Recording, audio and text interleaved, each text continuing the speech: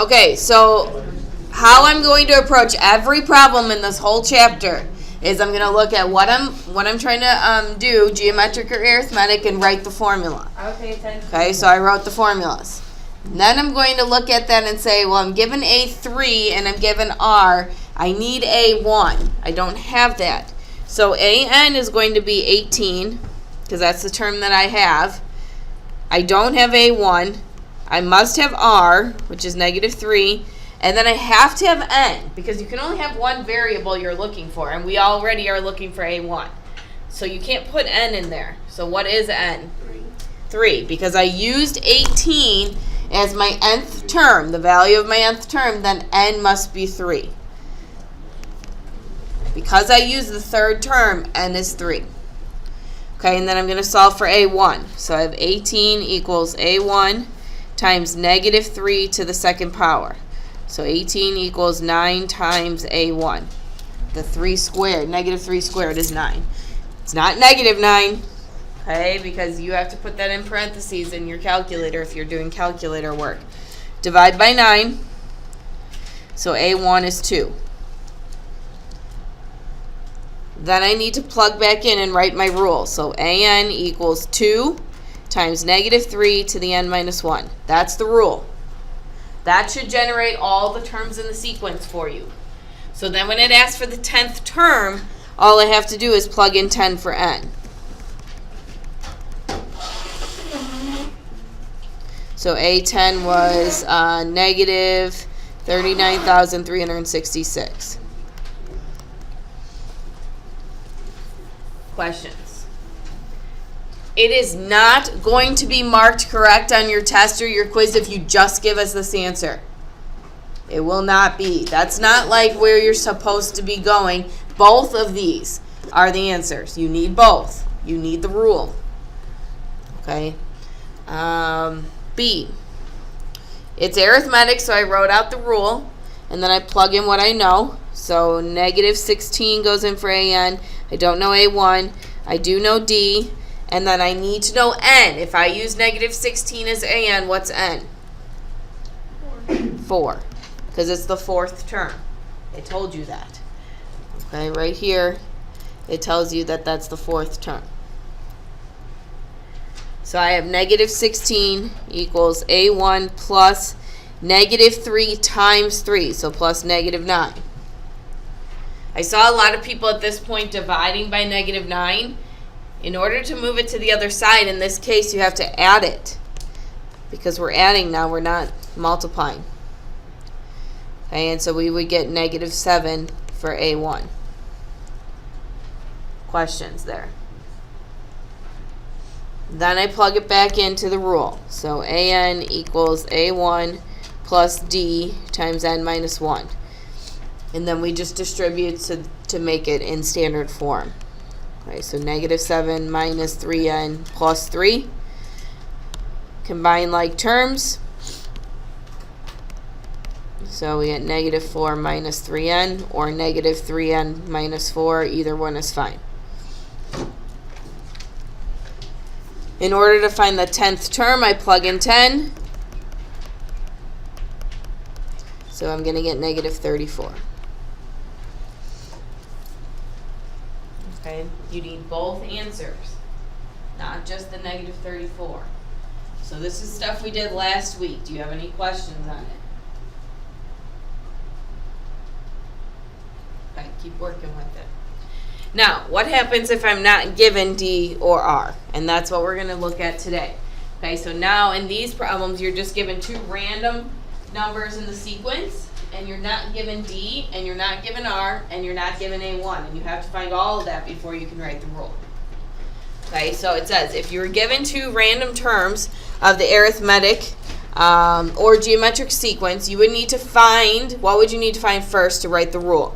We still need A1. Okay, so we still have to be able to find the first term.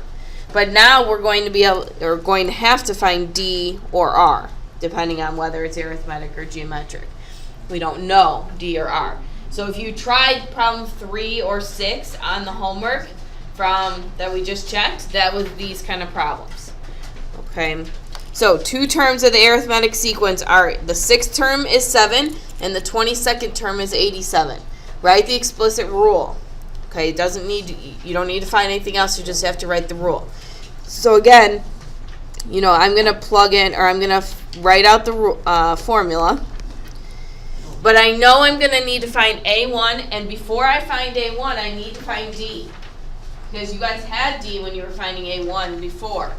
So you need to think about what D stands for in this problem. It stands for the difference between the X's and the difference between the Y's. Have you ever heard that before? The difference in the Y's over the difference in the X's. Or the change in Y over the change in X.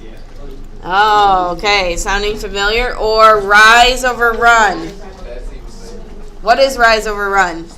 Slope. Okay, so slope is like a rate of change.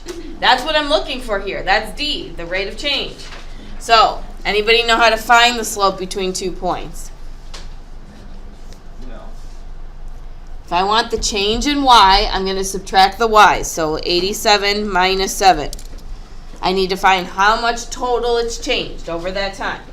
Okay, and then I want to divide by how much it's changed in the X's because I want to know how many terms were in between that change. So 22 minus 6. Okay, and if I do all this, then I will be able to have D. So that would be 80 divided by 16. And 80 divided by 16 is 5. So there's a total change in the term number, or the term values of 80, and it's over the total change of 16 terms between term 6 and term 22. And that's 5. That would be 5 every time. Okay, any questions on that? You're adding 5 each time. Okay, so I have D. Now it's back to the exact same problem you just did in the warm-up. Pick one of these, doesn't matter which one. You could do the 22nd term and plug in. So I have 7 equals A1 plus 5 times 6 minus 1. Solve for A1. So 7 equals A1 plus 5 times 5 is 25. Subtract 25.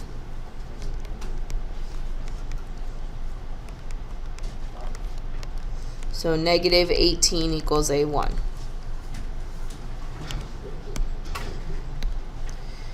Okay, now I have A1 and I have D. Can I write the rule? Yes.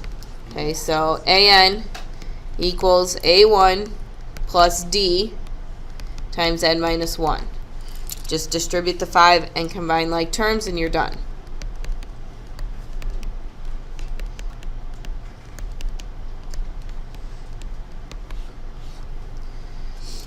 Did this particular problem ask us to find any specific term in the sequence? Like, did it say then find the 10th term? No. So you're done. That's the rule. Done. Right. So again, just to kind of reiterate this is the total change in the Y's, or the total change between the terms values, is 80. And it happens over 16 terms because you're going from 6 to 22. And so how much is happening each time? How much are you adding each time? 5. Okay, that's what the D means. Okay, why don't you guys try B? Do the same thing for part B.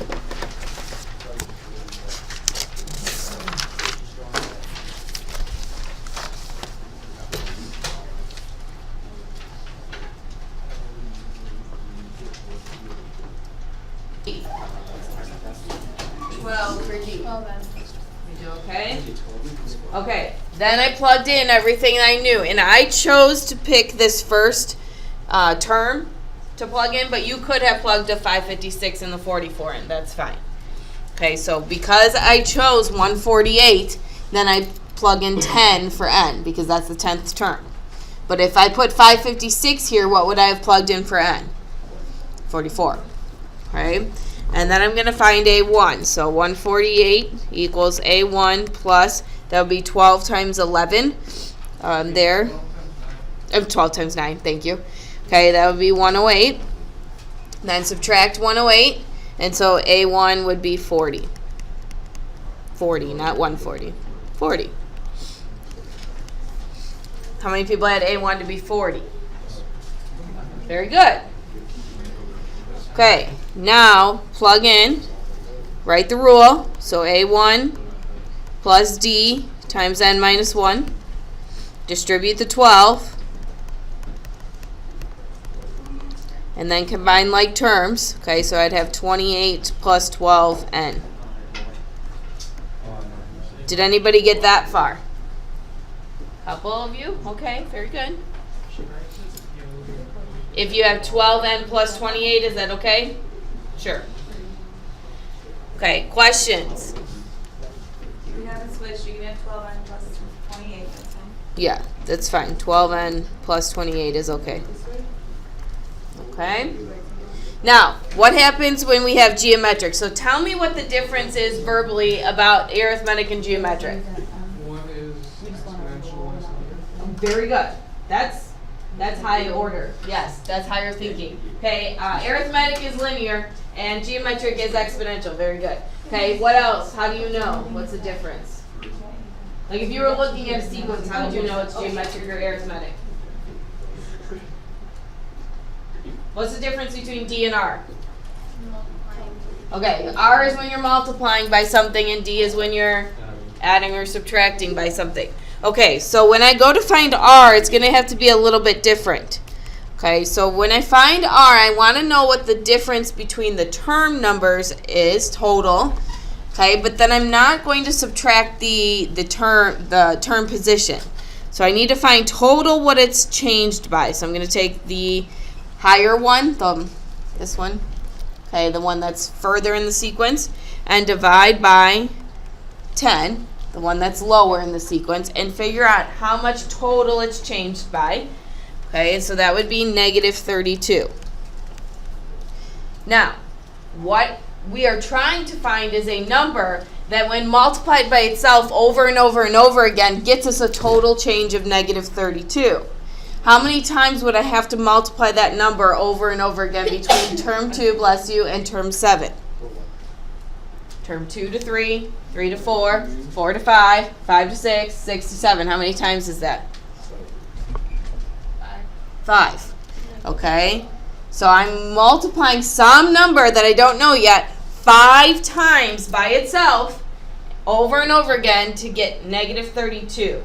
Completely. So how would I find out what that number is? What'd you say? So you guys know it, but how are we actually doing that? Because sometimes the numbers are bigger. This is a hard question. Okay, I want to take the 5th root of negative 32 because I want to know what number times itself 5 times gets me negative 32. I'm going to take the 5th root. So this number right here is always going to be how many terms are between these terms they gave you. Okay, and so that would give me negative 2.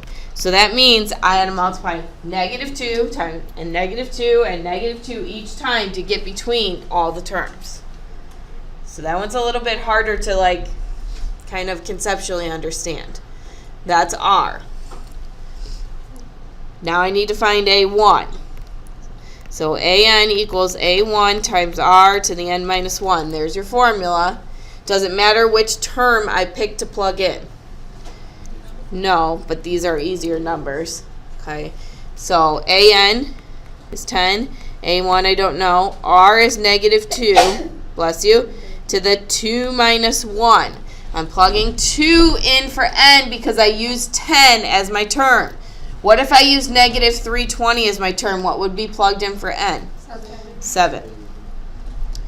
Okay, so that would be 10 equals A1 times negative 2 to the first power. That's just negative 2. So divide by negative 2. So A1 equals negative 5. Now that I have R and A1, is that enough to write my rule? So A1 negative 5 times R negative 2 to the n minus 1. Is there any simplifying of the rule needed? No, it's geometric. Just leave it like that. Okay. Questions? Okay. Let's try D maybe together again because these are a little bit tougher. Okay, so R again. What do I want to do first? I want to find the total difference between the terms. So I'm going to take 405 divided by 45. That gives you 9. That's the total difference. Okay, so what you're really trying to find is what number times itself multiple times gives you 9. And how many times do I have to multiply that number? 2, right? So from term 3, I have to go to term 4 and then term 5. So twice I have to multiply a number by itself, and the total has to give me 9. So I'm just going to take the square root of 9, which is 3. So if I multiply 45 by 3, I get term 4, and then term 4 by 3, I would get term 5, which is 405. Questions on that? Okay, you guys finish it up from there.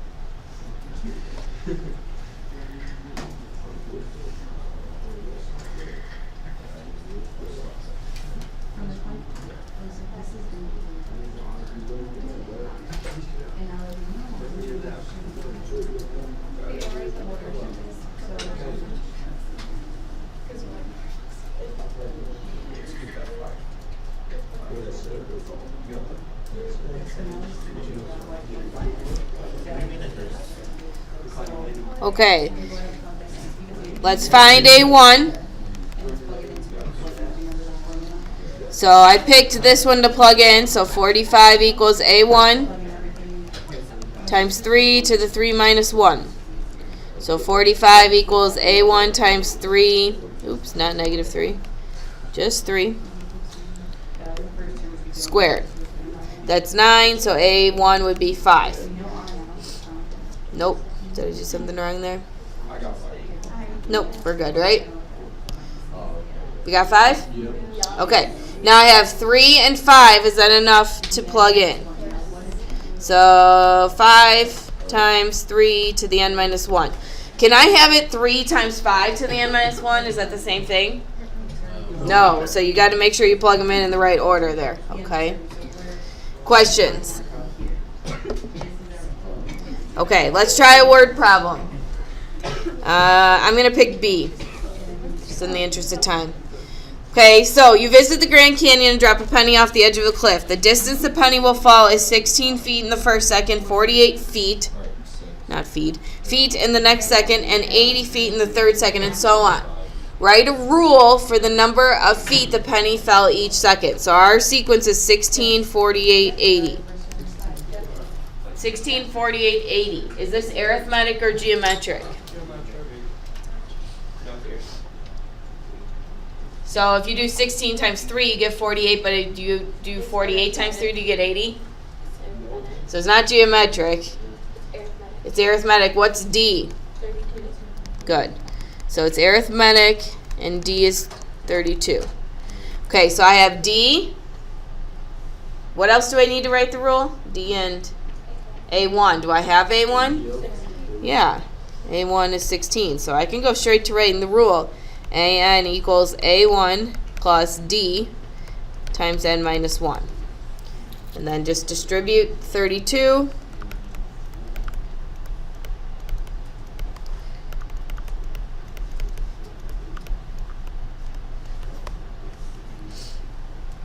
Okay, I'm going to go back and read the question. Write a rule for the number of feet the penny fell each second. Did I do that? Did I write a rule? Do I need to do anything else? Did it say find how many feet it fell in so many seconds? No. So that's it. You're done. Okay. Questions? Okay. Very good. Good job today. Keep working with this.